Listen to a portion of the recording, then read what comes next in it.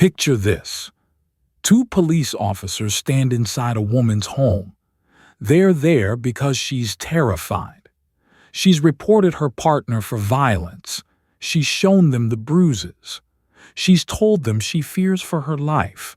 And while those two officers are inside her house, her partner ambushes her in the street outside and murders her.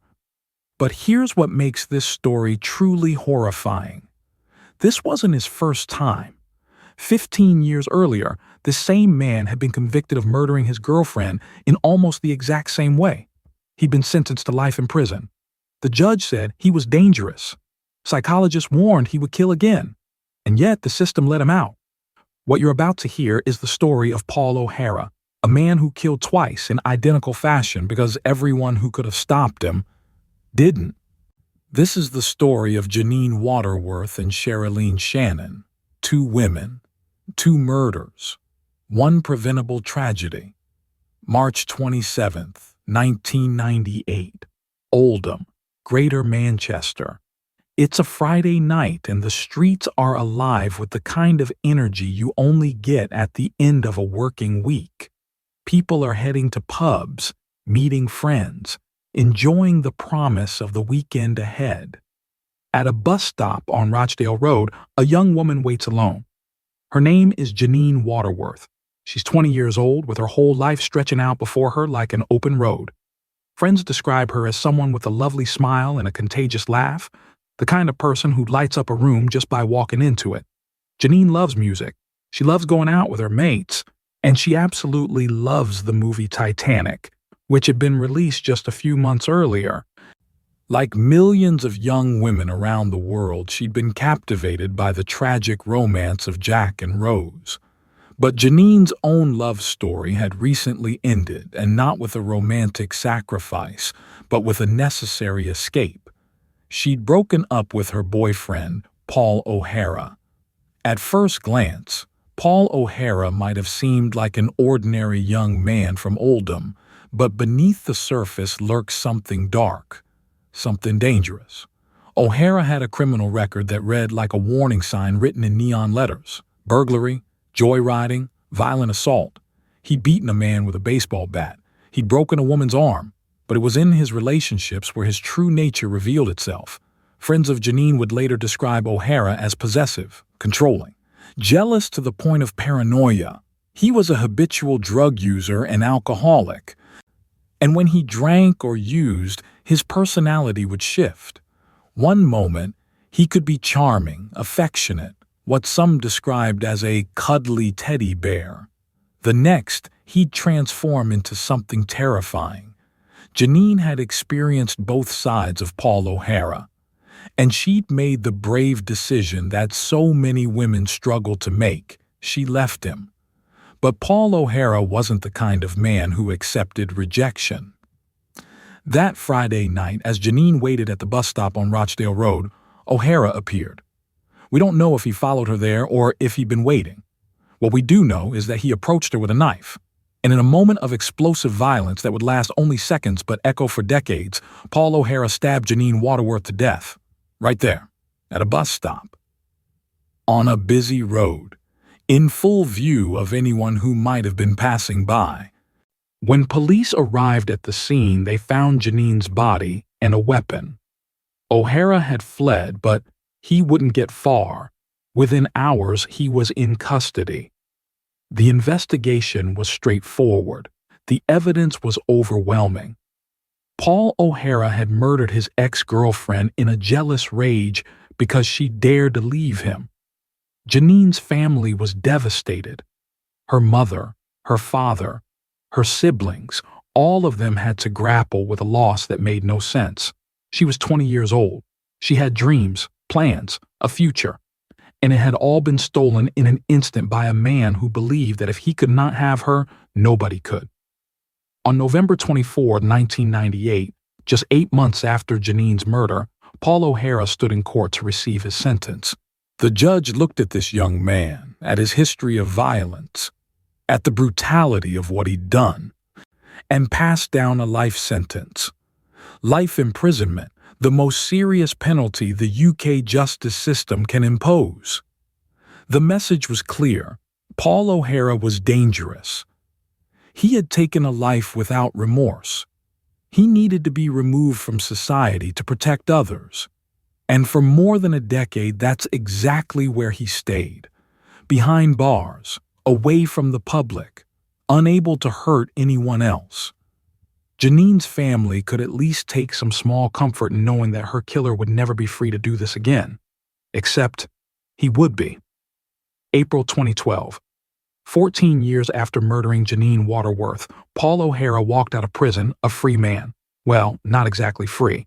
He was released on license, which meant he'd be supervised by probation officers and could be recalled to prison if he violated the conditions of his release. But still, he was out. Why, back in society, walking the same streets as the rest of us. How did this happen? The UK parole system is designed to assess whether prisoners have been rehabilitated and whether they pose a continuing risk to the public.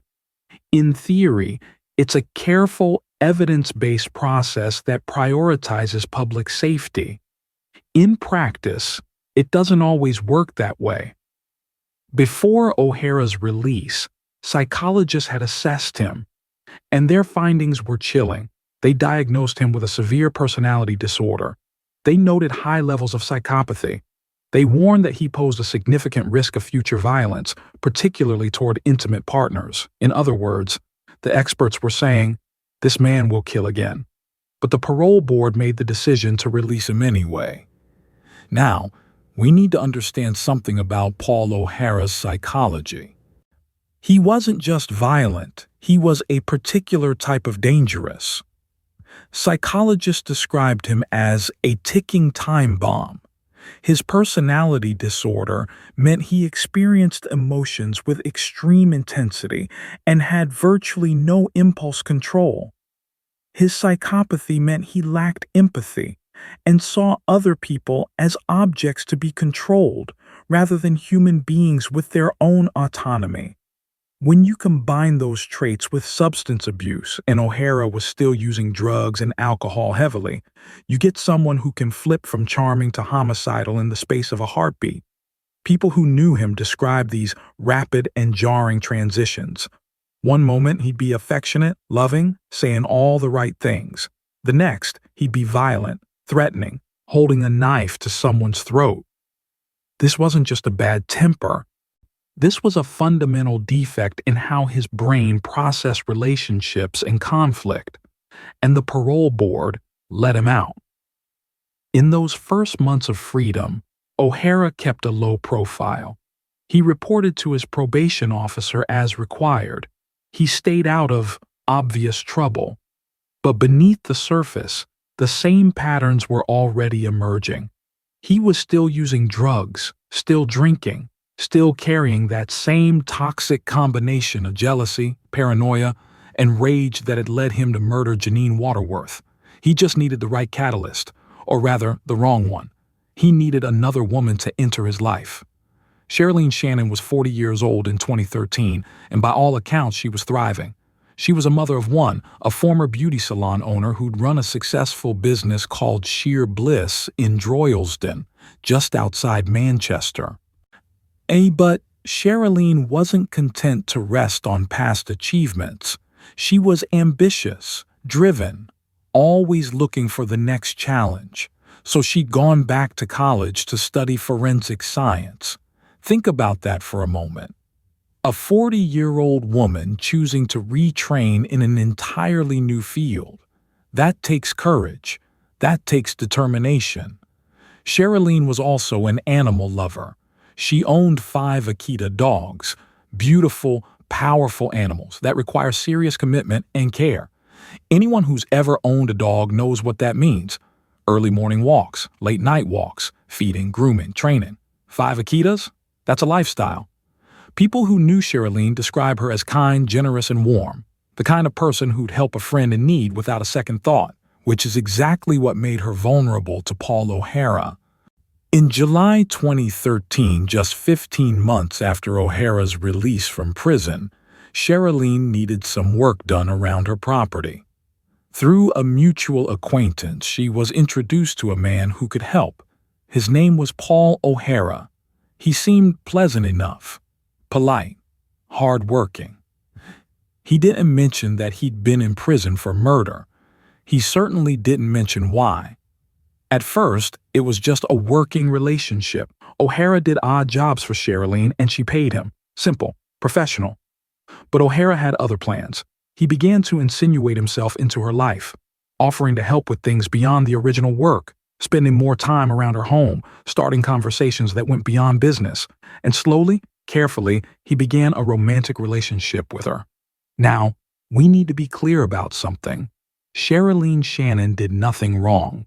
See, she had no reason to suspect that this helpful, seemingly normal man was a convicted murderer who'd killed his previous girlfriend. The parole system had failed to adequately monitor him. His probation officer didn't warn potential partners about his history.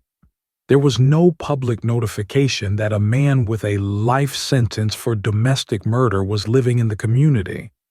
Sherilene walked into this relationship blind. At first, like with Janine before her, O'Hara could be charming, affectionate. He'd show up with flowers, say sweet things, play the role of the devoted boyfriend. But it didn't take long for the mask to slip. The same patterns that had emerged with Janine began to manifest with Sherilene. The possessiveness, the jealousy, the paranoia. O'Hara began to isolate her from friends and family. He'd fly into rages over perceived slights, a text message from a male friend, a conversation with a neighbor, her spending time with anyone other than him.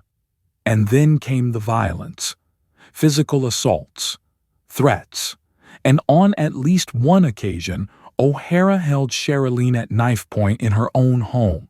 The same weapon, the same threats, the same pattern that had ended Janine Waterworth's life 15 years earlier. But here's the crucial difference. Sherilene reported it. She went to the police. She told them what was happening. She showed them bruises. She explained that she was terrified of her partner and believed he would kill her. The police had extensive records on Paul O'Hara. They knew he was on license for murder. They knew he'd killed before, and they had the power to do something about it. Under the terms of O'Hara's license, he could be recalled to prison for even low-level offending. The threshold wasn't high. If he was arrested, if there was evidence he was violating the conditions of his release, if he posed a threat to public safety, any of these things could trigger a recall. Domestic violence against a partner? That definitely qualified. The police reported O'Hara's behavior to his probation officer. They flagged the risk. They documented Sherilene's complaints, but nobody recalled him to prison. The parole board didn't act. The probation service didn't act. The police kept responding to Sherilene's calls, kept taking reports, kept telling her they'd do something. But Paul O'Hara remained free, and Sherilene Shannon remained in danger. March 2014. By this point, Sherilene Shannon was living in a state of constant terror. O'Hara's violence had escalated. His threats had become more specific, more credible. She'd reported him to police multiple times. She'd begged for help. She'd done everything the system tells the domestic violence victims to do. Call the police, document the abuse, seek protection. She followed every step of the process, and the system failed her completely. On the night of March 14, 2014, Sherilene made another call to police. O'Hara had been violent again. She was frightened. She needed help. This time, 2 police officers responded. They came to Sherilene's home on Ashton Road in Droylsden. They went inside to speak with her, to take a statement, to assess the situation. While they were inside the house, Paul O'Hara was outside, waiting, planning, preparing to do the exact same thing he'd done to Janine Waterworth 16 years earlier. We don't know exactly what triggered O'Hara that night. Maybe it was the fact that police were involved. Maybe it was his paranoid belief that Sherilene was trying to leave him, trying to take control away from him. Whatever the reason, something in his damaged psyche decided that this was the moment. If he couldn't have her, nobody would. As the police officers were inside speaking with Sherilene, she stepped outside for a moment, maybe to get some air, maybe to feel safer knowing officers were nearby. And that's when O'Hara struck. He ambushed her right there in the street, in front of her home, with 2 police officers just meters away inside the house.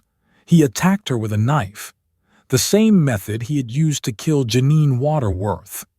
The officers heard the commotion and rushed outside, but it was too late. Sherilene Shannon, a 40-year-old mother who'd spent months begging for protection from the man who would kill her, lay dying in the street. Paul O'Hara had struck again, and this time there was absolutely no doubt that the system had blood on its hands. The officers called for backup. An ambulance arrived within minutes. They tried to save Sherilene's life, but the injuries were catastrophic. She was pronounced dead at the scene. O'Hara didn't run this time. There was no escape, no chase. He was arrested immediately, covered in Sherilene's blood, the knife still nearby. As officers put him in handcuffs, one has to wonder, what was going through his mind? Did he feel remorse, regret, shame? Or was he simply angry that his victim had been taken from his control? Based on what we know about his psychology, it was probably the latter. Before we continue with what happened in court, I need to pause for just a moment. If you're listening to this story right now, whether you're in Manchester, London, New York, Sydney, or anywhere else in the world, and you're feeling that same combination of shock and anger that I felt when researching this case, you're not alone. Every week, I dive deep into cases like this one. Cases that expose the cracks in our justice system, cases that reveal the warning signs we all need to recognize, cases that honor victims by telling their stories completely and honestly. And I can only continue doing this work with your support. If you haven't already, please subscribe to this channel right now. Click that button. It takes 2 seconds, and it means everything. Because when you subscribe, you're not just getting access to more stories, you're joining a community of people who believe these stories deserve to be told. You're helping to amplify the voices of victims like Janine and Sherilene, who can no longer speak for themselves. And here's the thing. When you subscribe and watch these videos, YouTube's algorithm shows them to more people, which means more people learn about these cases. More people recognize warning signs. More people understand how domestic violence escalates. More people demand accountability from the systems that are supposed to protect us.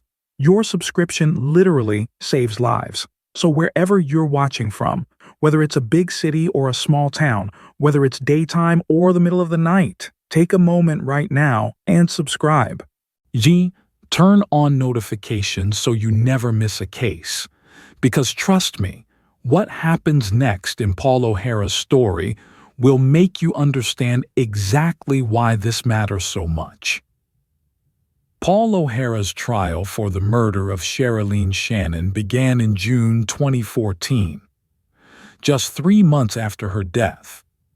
Unlike his first trial, this one carried an additional weight of tragedy, because everyone involved knew this murder could have been prevented, should have been prevented. The prosecution laid out a damning case. They showed O'Hara's history of violence. They detailed his murder of Janine Waterworth. They presented evidence of his assaults on Sherilene, her reports to police, the warnings from psychologists. They painted a picture of a man who was a known danger, who had shown repeatedly that he would kill when his ego was threatened, and who had been allowed to remain free despite every red flag imaginable. The defense had very little to work with. The evidence was overwhelming. O'Hara had been caught literally red-handed. But beyond the question of guilt, which was never really in doubt, there was a larger question that hung over the entire proceeding. How did the system fail so catastrophically? During the trial, Details emerged about the parole board's decision to release O'Hara in 2012. Despite the warnings from psychologists, despite his diagnosis of severe personality disorder and psychopathy, despite the clear risk he posed to future partners, the board had decided he'd served enough time. They'd concluded that the risk could be managed in the community. Managed. As if a man with a proven capacity for intimate partner homicide could simply be monitored and controlled through occasional meetings with a probation officer. The failures didn't end with his release. After Sherilene began reporting O'Hara's violence, there were multiple opportunities to recall him to prison. The police knew about the assaults. Probation knew he was violating the terms of his license. But nobody pulled the trigger. Why? Was it bureaucratic inertia? A lack of communication between agencies? A simple failure to take domestic violence seriously enough? Or was it something more systemic, a parole and probation system so overwhelmed and under-resourced that dangerous individuals slipped through the cracks as a matter of routine? Whatever the reason, the result was the same. Sherilene Shannon died a preventable death. When the time came for sentencing, the judge didn't mince words. He called O'Hara extremely dangerous and noted the striking similarity between the murders of Janine Waterworth and Sherilene Shannon. Two women, both killed by the same man. Both killed in the same way. Both killed because they dared to assert their independence from a violent, controlling partner. The judge imposed what's called a whole life order. In the UK justice system, this is the most serious sentence possible. It means exactly what it sounds like. Paul O'Hara will spend the rest of his natural life in prison with no possibility of parole, no chance of release. He will die behind bars. Some might see this as justice. Others might see it as closing the barn door after the horses have bolted. Because the real question isn't whether O'Hara will ever be free again. It's why he was ever free after killing Janine Waterworth in the first place. In the aftermath of Sherilene Shannon's murder, her family was left to grapple with an almost unbearable grief. Her son had lost his mother. Her parents had lost their daughter. Her friends had lost someone they loved dearly, and they all had to live with the knowledge that her death could have been prevented. If the parole board had heeded the psychologist's warnings, if probation had recalled O'Hara when he first showed signs of violence, if police had taken Sherilene's reports more seriously, if any one of the many people in positions of authority had done their job properly, Sherilene Shannon would still be alive. The case prompted serious questions about the UK's parole system and its approach to domestic violence. How could a man diagnosed with severe personality disorder and psychopathy who had already murdered one intimate partner be released back into the community? What does it say about our system when a woman can report violence, show bruises, express fear for her life, and still receive no meaningful protection? And most fundamentally, how many other Paul O'Haras are out there right now, released on license despite being ticking time bombs? An investigation was launched into the parole board's decision-making process. Reviews were conducted of how police and probation had handled Sherilene's reports. The findings were damning. There had been failures at every level, communication breakdowns between agencies, a lack of urgency in responding to domestic violence complaints, and over-reliance on O'Hara's compliance with license conditions rather than an honest assessment of the risk he posed. Recommendations were made. Policies were changed. People promised that lessons had been learned. But for Sherilene Shannon and Janine Waterworth, those lessons came too late. It's worth taking a moment to remember who these women were beyond their status as victims. Janine Waterworth was 20 years old, with a lovely smile and a contagious laugh. She loved Titanic and nights out with her friends. She had the courage to leave an abusive relationship, and she paid for that courage with her life. Sherilene Shannon was 40 years old, a mother, a business owner, a student of forensic science. She loved her Akita dogs. She was kind and generous. She trusted someone who presented himself as helpful, and she died because the system failed to protect her. These weren't just statistics or case files. They were human beings with hopes and dreams and people who loved them, and they were killed by a man who should never have been free to kill again. To truly understand this case, we need to delve into the psychology of Paul O'Hara. What makes someone kill the same way twice? What drives a man to murder two intimate partners using nearly identical methods? The answer lies in the specific type of disorder O'Hara suffered from. Psychologists use various diagnostic frameworks to understand violent behavior, but in O'Hara's case, several elements came together to create a perfect storm of danger. First, his personality disorder. While we don't know the exact diagnosis, the descriptions of his behavior suggest something in the cluster B category, likely antisocial personality disorder or borderline personality disorder, or a combination of traits from both. These disorders are characterized by unstable relationships, intense emotions, impulsive behavior, and a profound difficulty regulating feelings of anger and abandonment.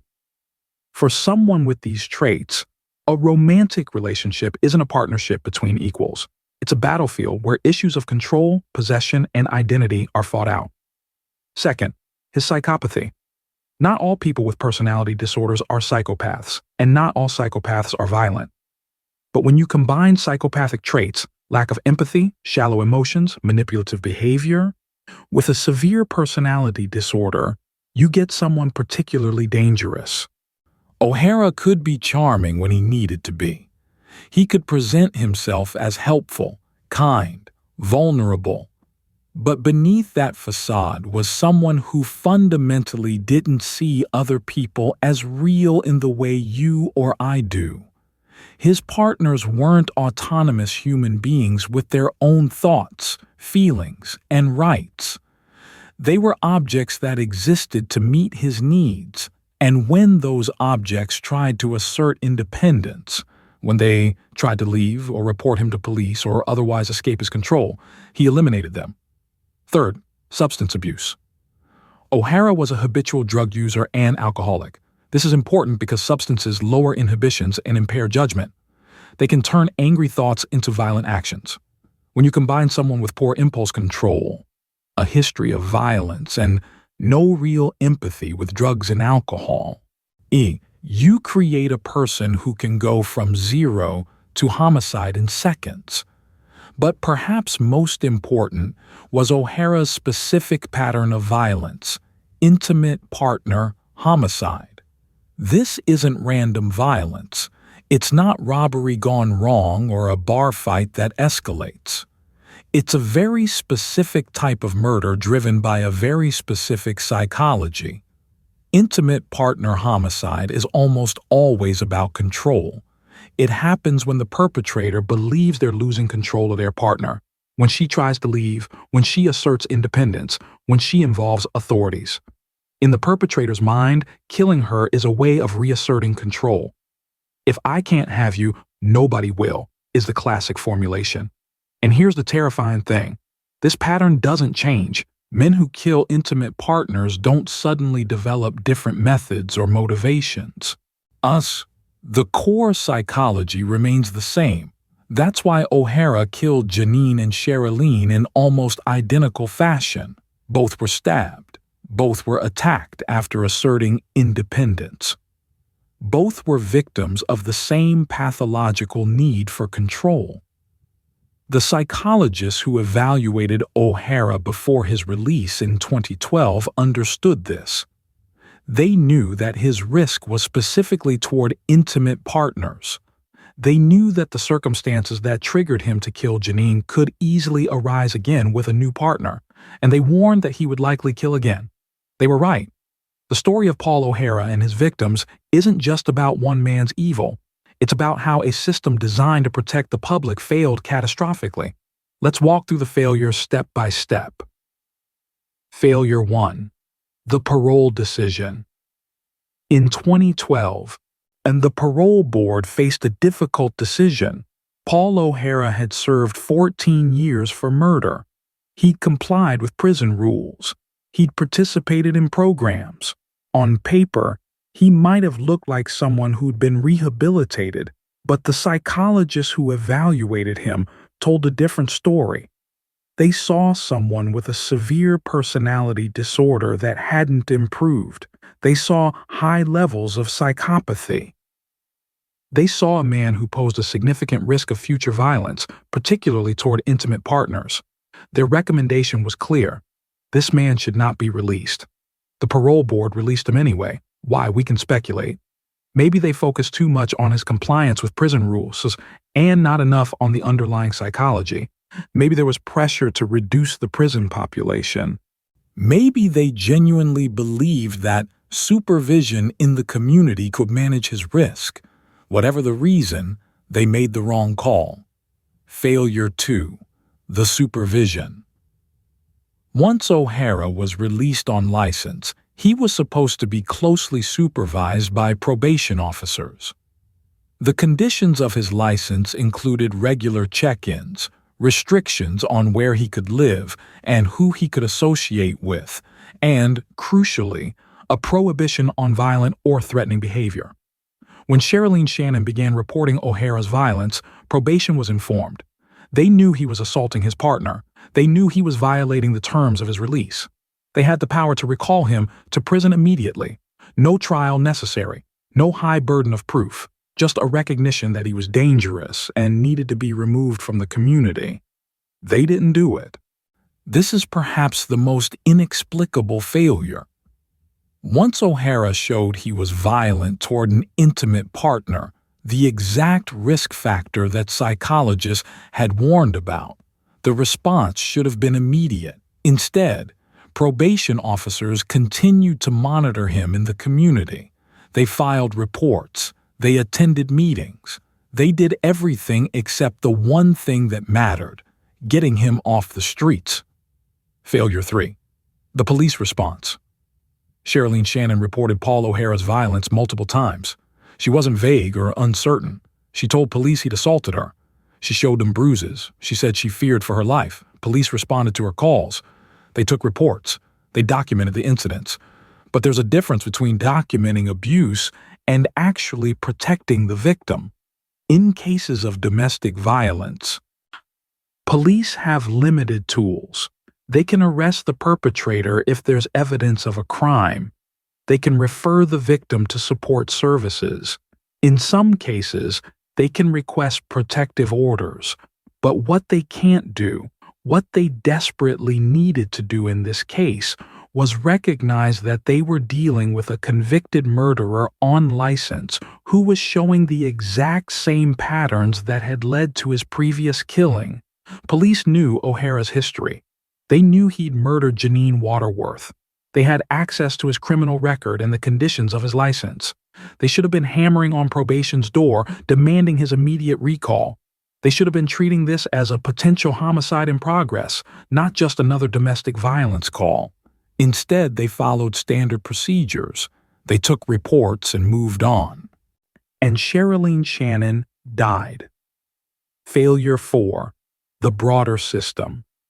Beyond the specific failures of parole, probation, and police, there's a broader systemic issue: the UK's approach to domestic violence. Despite decades of advocacy and reform, domestic violence is still often treated as a private matter, a he said, she said situation, a civil issue rather than a serious crime. When a woman reports that her partner is violent, that she fears for her life, that she believes he will kill her, she's often not taken seriously enough, especially if the perpetrator is charming, compliant, when dealing with authorities, able to present a reasonable facade. Paul O'Hara could be that kind of charming. He knew how to play the game with probation officers and police. He'd say the right things, make the right promises. And the system gave him the benefit of the doubt again and again and again until Sherilene Shannon ran out of chances. It's been more than a decade since Sherilene Shannon's murder. Paul O'Hara remains in prison under his whole life order, and barring some extraordinary legal development, he'll die there. The investigations into the systemic failures that allowed Sherilene's death have concluded. Reports have been written, recommendations have been made, but has anything really changed? In the UK, 2 women per week are killed by a current or former partner. That's over 100 women every year who die deaths that often follow a predictable pattern: escalating violence, reports to police, pleas for help, and finally, murder. The Paul O'Hara case is extreme because he'd already killed before. But the underlying dynamic, a violent man, a woman seeking help, a system that fails to protect her, plays out again and again. After Sherilene's death, there were promises of reform, better coordination between agencies, more training for probation officers in risk assessment, stronger protocols for recalling offenders on license. These are good steps, necessary steps, but they don't address the fundamental issue.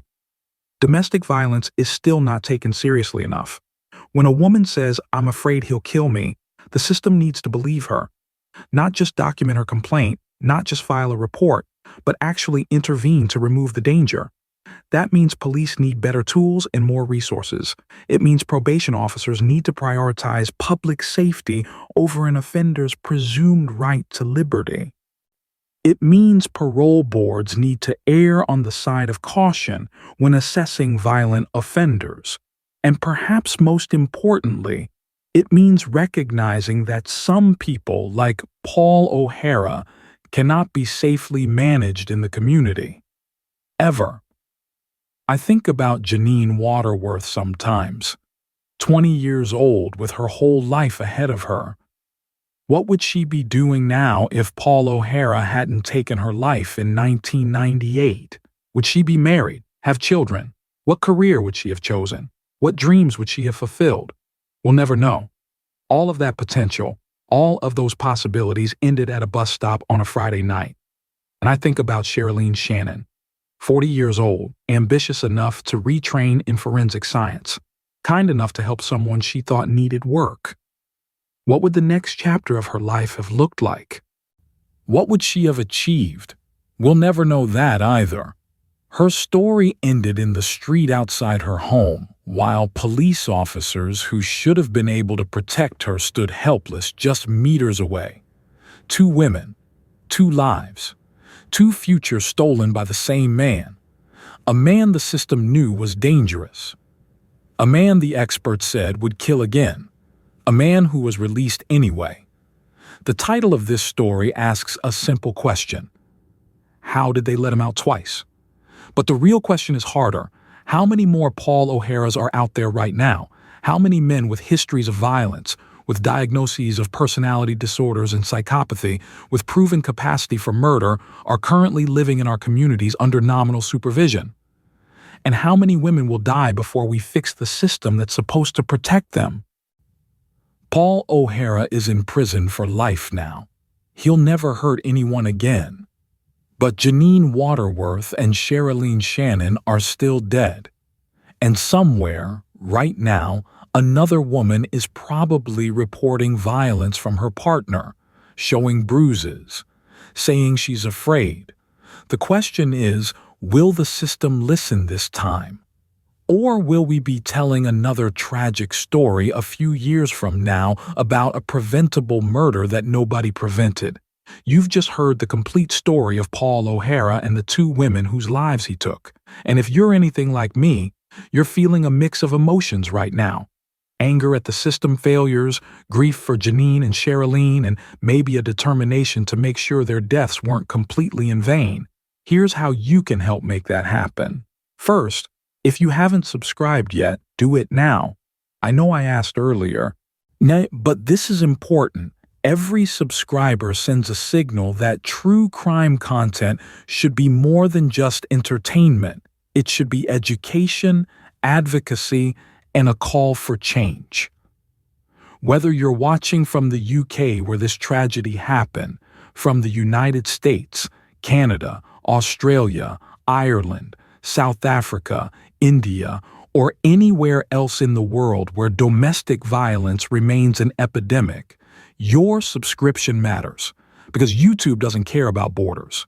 When this video gets enough engagement, it reaches people across the globe, and somewhere out there, someone watching might recognize the warning signs in their own relationship, or in a friend's relationship, or a sister's, or a daughter's, or a colleague's. That recognition could save a life. Second, share this video. I know that sounds like typical YouTuber talk. Yay. But think about it. Sherilene Shannon told police she was afraid. She reported the violence, and the people who could have helped her didn't take it seriously enough. If sharing this video helps even one person understand the deadly seriousness of domestic violence, if it helps one person recognize that he'll change is a dangerous lie, if it gives one person the courage to leave or the conviction to help someone else leave, then Janine and Sherilene's stories will have reached someone who needed to hear them. And finally, leave a comment telling me where you're watching from and what this case made you think about. Because when I see comments from Manchester and Mumbai, from London and Los Angeles, from Sydney and Sao Paulo, it reminds me that this isn't just a UK problem or a US problem. It's a human problem. And the only way we solve human problems is by humans coming together and demanding better. So hit that subscribe button. Click the notification bell. Share this video with someone who needs to hear it. And comment below with your location and your thoughts. Because Janine and Sherilene can't speak for themselves anymore, but we can speak for them. If you or someone you know is experiencing domestic violence, please reach out for help. In the UK, the National Domestic Abuse Helpline is available 24/7 at 080-820-247. In the United States, the National Domestic Violence Hotline is 1-800-799-7233, and you can also text START to 88788. In Canada, call 1-800-363-9010. In Australia, call 1-800-RESPECT. That's 1800-737-732. For viewers in other countries, please search for domestic violence resources in your area. They exist, and they can help. You don't have to face this alone. And despite the failures we've discussed in this story, there are people and organizations dedicated to helping survivors escape dangerous situations. The warning signs are real. The danger is real. But so is the help available. Please reach out. Your life is worth saving. This has been The Monster They Let Out Twice, the Paul O'Hara story. Remember Janine Waterworth. Remember Sherilene Shannon. And remember that behind every crime statistic is a human being whose life mattered. Thank you for watching. Please subscribe, share, and stay safe. Until next time.